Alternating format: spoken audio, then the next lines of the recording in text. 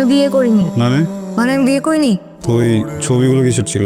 আর এটা তোমার কাজিনের বিয়েতে কেউ না পরে চলে যাচ্ছিলাম তোমাদের সাথে মজা করার। নাইস। আর আমি কত স্টুপিড, আমি আবার তোমাকে বিশ্বাস করে ফেলছি। I am sorry.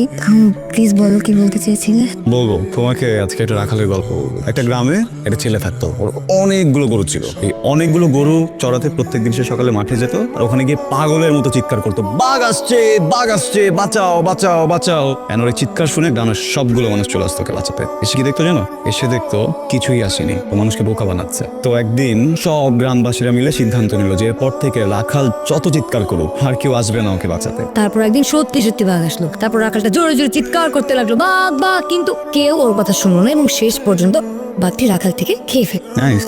আর তুমি হচ্ছে সেই রাখাল বালিকা। I am sorry. আমি সত্যি তোমাকে শুয়ে প্রমিস করছি আমি আর কোনোদিন জীবনে তোমার সাথে কোনো ধরনের মিথ্যা কথা বলবো না।